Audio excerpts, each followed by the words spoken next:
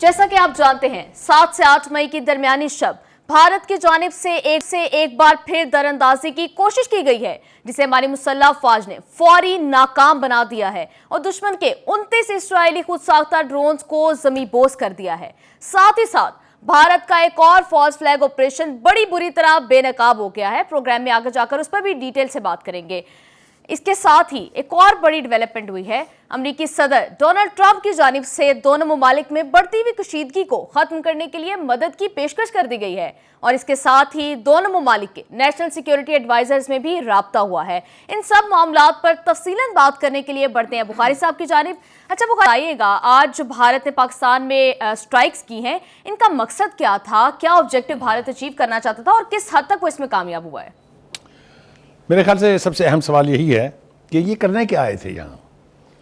تو اس حوالے سے جب ہم نے جو وار ایکسپرٹس ہیں، جو ہمارے ڈیفنس کے ایکسپرٹس ہیں، ان سے رابطہ کیا تو انہوں نے جو بات ہمیں بتائی وہ نہ صرف یہ کہ پلازیبل ہے، بلکہ میں سمجھتا ہوں کہ اگر اسے جنگی حکمت عملی کے طور پہ دیکھا جائے تو وہ ایک بہت صحیح فیصلہ تھا کہ ان کو پاکستان کی اسپیس میں آنے دیا جائے۔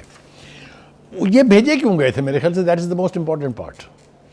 ہندوستان اتنی بڑی مار کھانے کے بعد، 5 اپنے طیارے ضائع کروانے کے بعد، رفیل کا بیڑا غرق کروانے کے بعد، یہ کیوں کر رہا تھا کہ اس طرح کے ڈرون جو ہیں، اور وہ بھی اسرائیلی ڈرون جو ہیں، وہ پاکستان میں بھیجے جائیں؟ 2 آبجیکٹیو ہوتے ہیں ڈرونز بھیجنے کے۔ ایک سرویلنس ہے، یعنی یہ مانیٹر کیا جائے کہ دشمن ملک یا ہمارے حوالے سے پاکستان میں ملٹری ڈپلائمنٹ کیا ہے، ملٹری موومنٹ کیا ہے۔ یہ ایک بنیادی آبجیکٹیو ہوتا ہے اس طرح کے ڈرونز بھیجنے کا۔ اور دوسرا یہ ہوتا ہے کہ ان میں کیپیسٹی ہوتی ہے، کچھ ایسی قسم کے ڈرونز ہیں جو بارودی مواد ساتھ کیری کر سکتے ہیں، جس کا مطلب تخریب کاری ہوتی ہے، جس کا مطلب عوام میں پینک پھیلانا ہوتا ہے۔ تو یہ 2 بنیادی آبجیکٹیو ہوتے ہیں، لیکن یہاں آبجیکٹیو بالکل کچھ اور تھا، اور وہ ہم اپنے ناظرین کے ساتھ شیئر کرنا چاہتے ہیں کہ ہندوستان اصل میں ان ڈرونز کو بھیج کے یہ چاہتا تھا کہ ہم انہیں اپنے ایئر ڈیفنس سسٹم سے تباہ کریں، اور بھارت کو پتہ ہو جائے کہ ہماری جو ایئر ڈیفنس سسٹم ہے اس کے انسٹالیشنز کہاں کہاں ہیں۔ یہ بہت ہی گمبھیر نقطہ ہے اس پوری حکمت عملی کا۔ اسی لیے ہم نے ان کو آنے دیا۔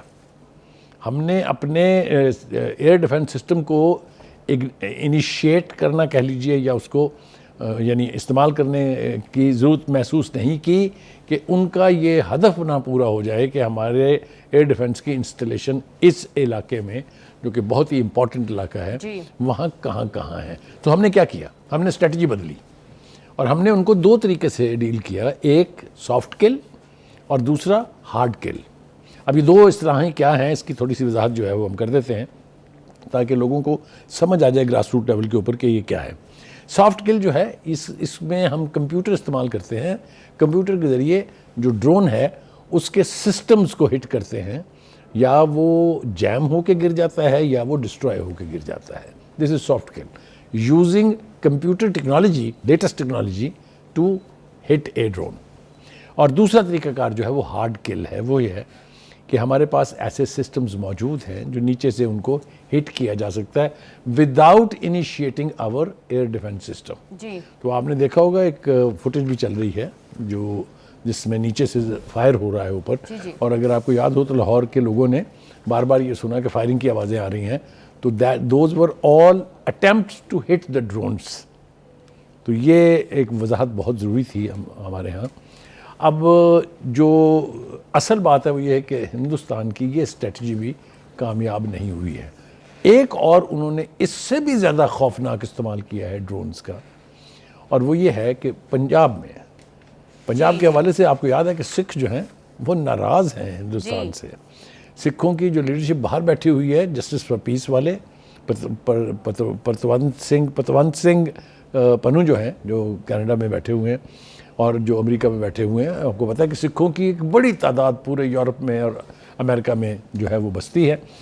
انہوں نے واشگاف الفاظ میں 2 باتیں کہی تھی جو بہت امپورٹنٹ ہے۔ ایک انہوں نے کہا کہ ہم لینڈ ٹروپس کو ہندوستان کے پنجاب سے گزر کے پاکستان پر حملہ کرنے نہیں دیں گے۔ سمبولک بات ہے، لیکن یہ بہت بڑی سپورٹ ہے، اور اس سے ہندوستان کو بہت تکلیف ہے۔ دوسرا یہ کہ یہ بھی ان کو معلوم ہے کہ چاہے ہماری طرف سے کرتارپور کوریڈور بنانا ہو، چاہے ہماری طرف سے سکھوں کی آمد و رفت کو ایگزمپٹ کرنا ہو، وہ بھی یہ سمجھتی ہے بھارتی حکومت کہ سکھوں کے دل میں ہمارے لیے اور ہمارے دلوں میں سکھوں کے لیے گنجائش موجود ہے. اس کی انہیں بہت تکلیف ہے، لہٰذا انہوں نے فالس فلیگ آپریشن کیا انٹرنلی جی، اور سکھوں کے مقدس مقامات کے اوپر ڈرونز گرانے کی کوشش کی. یہ واقعات ہوئے بھی، لیکن وہ اتنے بھونڈے طریقے سے کیے ہیں انہوں نے کہ ڈرون کہتے ہیں کہ یہ گرا، یہ ہم نے گرا لیا، اس میں بارود تھا اور اس سے تباہی مچی.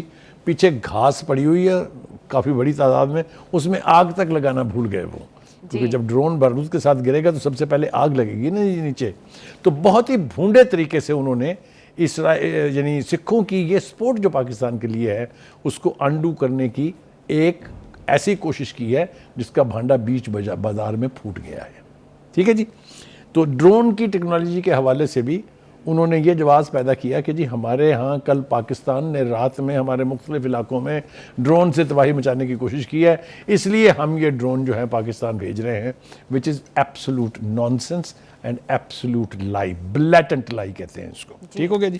اچھا بخاری صاحب، اس سارے تناظر میں یہ جو سچویشن ہے اس میں ایک بات بڑی اہم ہے کہ ریپیٹڈلی جو ہے وہ بھارت یہ کہہ رہا ہے کہ ہم اس کو 8 اکتوبر بنائیں گے.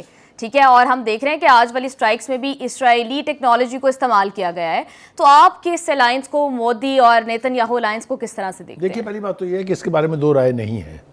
یہ اسرائیل کے ساتھ سب سے زیادہ کلوزنس ہے بھارت کی، کیونکہ دونوں ہی ٹیررسٹ ہیں، دونوں ہی اسٹیٹ ٹیررزم کے ایکسپرٹس ہیں، دونوں ہی انسانیت کے خلاف مجرم ہیں، دونوں ہی اسٹیٹ ٹیررزم کی بدترین جو صورت ہو سکتی ہے استعمال کرنے کی اس کے مجرم ہیں. جو نیتن یاہو ہے ان کے بارے میں تو international criminal court of justice کا فیصلہ موجود ہے کہ وہ مجرم ہیں جینوسائیڈ کے، یعنی نسل کشی کے، انسانی نسل کشی کے، اور ان کے وارنٹ گرفتاری جاری ہوئے ہیں. جو یہ بچر آف گجرات ہیں ان کو 10 سال کے لیے خود امریکہ نے بین کیا ہوا تھا، ان کو ویزا نہیں دیتے تھے، وہ کہتے تھے یہ ٹیررسٹ ہے. تو ان کی کولیبوریشن سمجھ میں آتی ہے کیونکہ یہ انسانیت کے بھی مجرم ہیں اور ان میں کوئی بھی چیز انسانوں والی نہیں ہے. وہ میں تفصیل میں جاؤں گا تو کافی وقت درکار ہوگا اس کے لیے، لیکن یہ کہنا کافی ہے کہ دونوں درندہ صفت ہیں، دونوں انسانیت کے دشمن ہیں. تو ایک تو یہ ہمیں سمجھ آتی ہے. دوسرا یہ کہ ایک دوسرے کے ساتھ ان کی کولیبوریشن بہت کلوز ہے. آپ نے دیکھا جو ڈرونز یہاں آئے ہیں وہ بھی سارے اسرائیلی مینوفیکچرڈ ہیں. آپ کو یاد ہے جس طریقے سے انتفاضہ شروع ہوا تھا فلسطین میں، تو اور وہ غلیلوں کے ساتھ وہ جو بنٹے اور وہ مار کے اسرائیلی فوجیوں کی زندگی حرام انہوں نے کی ہوئی تھی، یہی کچھ ہوا تھا کشمیر میں بھی. تو کشمیر میں بھی پھر بلائے گئے تھے یہ اسرائیلی experts to handle that situation, کیونکہ کشمیری ہیں تو نہتے تھے نا، ان کے پاس عام وام تو ہے نہیں، تو وہ بھی اسی طرح کے حربے استعمال کرتے تھے ہندوستانی فوجیوں کو ڈیل کرنے کے لیے. تو ان کی کولیبوریشن پرانی ہے، یہ کوئی نئی فلرٹیشن نہیں ہے، یہ ایک دوسرے کے لیے استعمال ہوتے رہے ہیں اور ہوتے رہیں گے. اب آج جناب آج ہمارے جو دو سرکردہ لیڈر کہہ لیجیے آپ، ایک ہمارے ڈپٹی پرائم منسٹر اور فارن منسٹر اسحاق ڈار صاحب، اور دوسرے D G I S P R. D G I S P R نے جب سے یہ سلسلہ شروع ہوا ہے تب سے انہوں نے قوم کو اعتماد میں بھی لیا ہے اور سچ بولے ہیں، ان کو اپنے کسی سٹیٹمنٹ کے اوپر شرمندگی اٹھانی نہیں پڑی ہے. بالکل. مجھے اس بات کی بہت خوشی ہے کہ وہ ریئل پکچر جو ہے وہ سامنے لا رہے ہیں عوام کے، کہیں کوئی جھوٹ نہیں بولا ہے. جہاں نقصان ہوا ہے اس کو مانا ہے، جہاں ہماری اچیومنٹس ہیں اس کو یعنی ہائی لائٹ کیا ہے. تو ایک تو میں ان کو کریڈٹ دینا چاہتا ہوں اس فورم سے کہ سچ بولنا قوم کے ساتھ جو ہے، یہ اس سے پھر آپ کو ندامت اور شرمندگی نہیں اٹھانی پڑتی جس طرح کی ہندوستانی حکومت کو اٹھانی پڑ رہی ہے. آج انہوں نے جو گفتگو کی ہے اس میں انہوں نے ایک تو یہ ڈرون کا جو سارا ڈرامہ ہے ہندوستان کا اس کو ایکسپوز کیا ہے، لیکن انہوں نے جو باتیں کی ہیں وہ تھوڑی انٹرسٹنگ ہے، وہ میرے خیال سے ہمیں تھوڑا سا اس کا ذکر کرنا چاہیے. ایک تو انہوں نے کہا کہ بھارتی حکومت ایسے لگتا ہے 18ویں صدی میں رہتی ہے، 21ویں صدی میں نہیں ہے. وہ یہ کیوں کہہ رہے ہیں؟ وہ یہ کہہ رہے ہیں کہ بھائی اس دنیا میں جس میں ہم رہ رہے ہیں کوئی بھی فلائنگ آبجیکٹ جو ہے وہ اپنے سگنیچر چھوڑتا ہے پیچھے. جی. ڈرون اڑے گا، اس کی ہسٹری، اس کے ٹریکنگ، اس کا ٹریک موجود رہے گا. تو ایک تو انہوں نے یہ کہا کہ جو آپ نے ڈرون اپنی آبادی پر خود چلائے ہیں اس کا بھی پتہ چل جائے گا، وہ چھپنے والی بات نہیں ہے کوئی. ٹھیک ہے جی. دوسری بات وہ یہ کہتے ہیں کہ جو بھارت ہے اور بھارت کی جو حکومت ہے اس کو تھیٹر اور فلمی دنیا سے باہر آ جانا چاہیے. جو جنگیں ہوتی ہیں اس میں اپنی مرضی کا اسکرپٹ نہیں لکھا جا سکتا. گراؤنڈ ریالٹیز جو ہیں وہ ایک ہر صورت میں ایکسپوز ہو کے رہتی ہیں. تو یہ جو اپنی مرضی کا اسکرپٹ لکھ لیتے ہیں اور پھر توقع رکھتے ہیں کہ لوگ ان کے اور ان کے جو یعنی پاپولیشن ہے وہ اس کے اوپر یقین بھی کرے گی, یہ دو چیزیں ہوتی نہیں ہیں. انہوں نے مشورہ دیا کہ اب آپ اپنی تخلیاتی دنیا کا تخلیاتی کرو. میرا بھی وہی حال ہو گیا جو ایک لفظ ادا نہیں ہو رہا تھا کسی لیڈر سے, جو آپ اپنے فرضی دنیا میں جیتے ہیں اس سے آپ باہر آ جائیے. بات یہ ہے جی کہ وار ہسٹیریا سے انہوں نے کہا ہے کہ وار ہسٹیریا پھیلانے سے آپ باز رہیں اور جنگی جنون کو آپ ہوا نہ دیں. اس میں آپ کے عوام کا بھی فائدہ ہے اور اس خطے کے امن کو بھی مزید خطرات لاحق نہیں ہوں گے. دوسری بات یہ ہے کہ انہوں نے کہا کہ جب ہم جوابی کارروائی کریں گے, ان کا یہ جو کچھ آپ کہہ رہے ہیں نا کہ ہم نے کیا ہے پنجاب میں, یہ سب بکواس ہے, اٹس آل نان سینسیکل. جب ہم ریئیکٹ کریں گے تو وہ ساری دنیا بھی دیکھے گی اور آپ کو بھی اس کی گونج سنائی دے گی.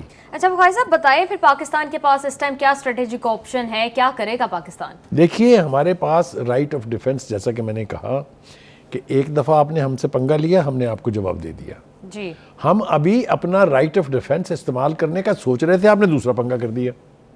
تو اب تو ہمارا جواب جو ہے وہ 2 گنا قوت کے ساتھ آئے گا. اور میں اپنے اس پروگرام کے پلیٹ فارم کی وساطت سے ہندوستان کی پاپولیشن کو یہ پیغام دینا چاہتا ہوں کہ آپ اپنی لیڈرشپ کو روک سکتے ہیں تو روک لیں, کیونکہ یہ آپ کی زندگی عذاب بنانے جا رہے ہیں. ڈیفینیٹ جو ہمارا جواب ہوگا وہ یقینی طور پر بہت خوفناک اور بہت سبق آموز ہوگا. ہمارے ہاں جو ملٹری لیڈرشپ ہے انہوں نے جو ووکیبلری استعمال کی ہوئی ہے, آپ کو میں یاد دلا دوں پھر, آرمی چیف نے کہا you have started it, we know how to finish it. DGISPR کہتا ہے we are ready, don't test us. جہاں اس قسم کی ڈٹرمینیشن ہو اور قوم پیچھے کھڑی ہو, اس کو پھر ڈیفیٹ کرنا, اس کو ہرانا, اس کو ڈرانا, یہ چیزیں ممکن نہیں رہتی ہیں.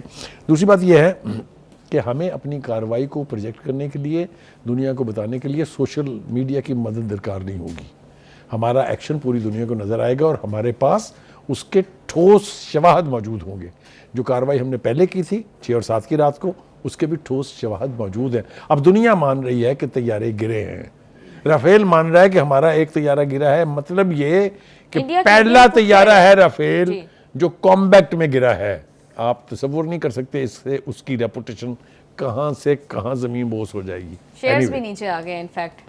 دوسری بات یہ ہے کہ جناب DGISPR نے یہ بھی کہا کہ 6 اور 7 کو بھارت نے اپنے جہازوں کا ملبہ اکٹھا کیا, اور 7 اور 8 یعنی کل رات سے اب تک ہم ان کے ڈرونز کا ملبہ اکٹھا کر کر کے پوری دنیا کو دکھا رہے ہیں کہ یہ پڑے ہیں وہ جنازے, آپ کے دیکھ لیجئے ان کو. ٹھیک ہے جی.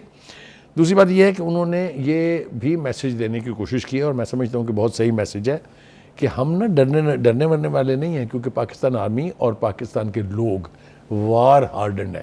یہ ایک فوجی اصطلاح ہے. وار ہارڈنڈ مین آپ ان مشکلات سے گزر چکے ہوئے ہیں, اب آپ کو کوئی چیز ڈرا نہیں سکتی ہے.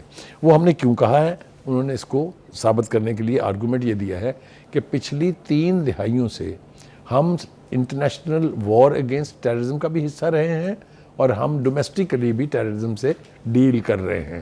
نہ ہمیں ان سے ڈر لگا ہے, نہ ہمیں وہ انٹرنیشنل ٹیررسٹ سے ڈر لگا ہے. لہٰذا ہم تو ڈرنے والے نہیں ہیں. چلائیں آپ جتنے ڈرون آپ نے چلانے ہیں, کر لیں آپ نے جو کرنا ہے, ہم ڈرے مریں گے نہیں. تو ایک تو یہ ڈر ور کے حوالے سے انہوں نے بالکل واضح کر دیا. ایسا لگتا ہے کہ بھارت میں بہت خوف زدہ ہے بھارت, کیونکہ انہوں نے اپنے ایئرپورٹس بند کر دیے ہیں, اپنے سکولز میں اپنے سویلین ڈیفنس کی انہوں نے ٹریننگ شروع کر دی ہے, اور S-400 کو انہوں نے بارڈر پہ تعینات کر دیا. تو ایسا لگتا ہے کہ بھارت میں بہت زیادہ خوف کا عالم ہے. بھارت کو ایک بات کا پتہ ہے, اور یہ ہم نے ہر جنگ میں ثابت کیا ہے, کہ وین یو ٹیک پنگا, پنجابی زبان کا, اف یو ٹیک پنگا دین بی ریڈی. تو یہ چاہے 65 تھا, چاہے 71 تھا, چاہے کارگل تھا, جب وہ پنگا کرتے ہیں تو ہم ان برے کو اس کے گھر چھوڑ کے آتے ہیں. تو اس لیے یہ خوف وہاں کی حکومت کے دلوں میں, وہاں کے فوج کے دلوں میں, اور وہاں کے عوام کے دلوں میں بالکل ٹھیک ہے, کہ if Pakistan will strike it will strike deep and very strong. Any way, having said that, دوسری بات یہ ہے کہ ہمارے بارے میں یہ ہندوستان پروجیکٹ کرتا ہے کہ جی ہم نے تو یہ جو اٹیک کیے ہیں, یہ کیے ہیں وہاں پر ٹیررسٹ جو ہیں ان کے ٹریننگ کیمپس پر. دس از ایبسولوٹ کاک and bill story, absolute naan sense. کیوں؟ 2004 کے بعد ہم نے دنیا کو چیلنج کیا کہ آپ آئیے اور ہمیں بتائیے کہ ہمارے سرزمین پر کہاں کوئی کیمپ ہے، کیونکہ ہم نے نہ صرف یہ کہ دنیا کے ساتھ مل کے ان کا کلا کما کیا، بلکہ ہم نے 3 آپریشنز کے ذریعے 3 بڑے آپریشن کیے ہم نے دہشت گردوں کو کا خاتمہ کرنے کے لیے۔ ایک آپ کو یاد ہوگا راہ نجات کیا ہم نے سوات کو خالی کرانے کے لیے، جس پر فضل اللہ اینڈ کمپنی آ کے قابض ہو گئے تھے۔ میں کہتا سوات ایسے لگا جیسے ہمارے ہاتھ سے نکل جائے گا، لیکن hats off to the Pakistan army, وہ راہ نجات جو ہے اس نے سوات کو واپس پاکستان کا حصہ بھی بنایا اور وہاں سے دہشت گردوں کا خاتمہ کیا۔ دوسرا جو آپریشن تھا وہ تھا ضرب عضب، جو بہت بڑا آپریشن تھا، اس میں قربانیاں بھی ہم نے بہت دی۔ ہماری فوج کے بڑے بڑے جیالے آفیسرز اور جوان جو ہیں انہوں نے جام شہادت نوش کیا، اور ایفیکٹولی ہم نے اس فتنے کو اگر یکسر ختم نہیں کیا تو بہت حد تک محدود کر دیا۔ اس کے بعد پھر ہمیں تیسرا آپریشن کرنا پڑا، آپریشن رد الفساد۔ ہم نے پھر اس فتنے کو بالکل اس کی بیج کو نہیں کر کے پاکستان کو اس فتنے سے آزاد کر دیا۔ یہ جو اب یہاں آپ دیکھ رہے ہیں جو دہشت گردی ہو رہی ہے، وہ میں دہرانا نہیں چاہتا ہوں اپنی بات، لیکن میں مجبور ہوں۔ یہ وہ ایلیمنٹ ہیں جن کو ہم نے لا کے بسایا، یہ وہ ایلیمنٹ ہیں جن کو ہم نے پریزیڈنشل پارڈنز دیں، یہ وہ ایلیمنٹس ہیں جن کو ہم نے کہا ان کے دفاتر کھولیں یہاں۔ کسی نے کہا مجھے نام لینے کی ضرورت نہیں ہے، میرے خیال سے سب جو ہیں وہ سمجھ رہے ہیں کہ کون تھا یہ، اسی لیے ان کا نام پھر طالبان خان پڑا تھا اگر آپ کو یاد ہو۔ اور جب ہندوستان کی باری آئی تھی، جب 2019 میں جب وہ وزیر اعظم تھے، تو بہت سارا سوشل میڈیا کے اوپر تاثر دینے کی کوشش کی جا رہی ہے کہ دیکھیں اس کی طرح سے کسی نے ہینڈل نہیں کی صورتحال، نکال لیں ان کو باہر تاکہ وہ بھارت کا مقابلہ کر سکیں۔ مجھے اچھی طرح سے یاد ہے نیشنل اسمبلی میں انہوں نے خطاب فرمایا تھا ایز پرائم منسٹر، اور کہا جب دباؤ بڑھ رہا تھا پاکستان کے عوام کی طرف سے کہ آپ ایکشن لیں، اس کے اوپر ریئیکٹ کریں جو انہوں نے ہماری ایئر اسپیس وائلیشن کی ہے، تو ان کا کیا میں بھارت پہ حملہ کر دوں؟ تو وہ جو لاچاری تھی، وہ جنہوں نے وہ ویڈیوز دیکھی ہوئی ہیں، جنہوں نے وہ تقریر سنی ہوئی ہے، وہ ان کو اچھی طرح سے یاد ہوگی۔ Anyway having said that, Bukhari صاحب، وزیر دفاع نے کہا ہے کہ اگر بھارت نے اس جنگ کو بڑھاوا دیا تو نیوکلیئر وار ہو سکتی ہے، تو اس کا کس حد تک امکان ہے؟ دیکھیے جب یہ معاملہ شروع ہوا تھا اس وقت ایک اصطلاح بڑی کامنلی استعمال کی گئی تھی کہ the two states are nuclear states۔ ہم نے نیوکلیئر بم شوق سے نہیں بنایا، جب ہندوستان نے بم بنا لیا تو ہمارے پاس اپنے پاس ڈیٹرنٹ رکھنے کے لیے اس کے علاوہ کوئی چارہ نہیں تھا، تو ہم نے پہل نہیں کی، بلکہ جب ہندوستان ایٹمک پاور بن گیا تو ہم چونکہ قد میں بھی چھوٹے ہیں، پاپولیشن میں بھی چھوٹے تھے، ہماری فوج بھی اس سے چھوٹی ہے، تو ہمیں اپنے ڈیٹرنس کے لیے، اپنے وجود کو قائم رکھنے کے لیے ایک ڈیٹرنس کی ضرورت تھی، جس کی وجہ سے ہم بھی نیوکلیئر ہو گئے۔ اب چونکہ ہم نیوکلیئر ہیں، ہندوستان میں نیوکلیئر ہے، تو یہ پاسبلٹی موجود ہے کہ یہ نیوکلیئر فلیش پوائنٹ بن سکتا ہے۔ ہم نے 2 باتیں باور کرا دی ہیں دنیا کو بھی اور ہندوستان کو بھی۔ If you come to get us, nothing stops us from using the nuclear arsenals. We will.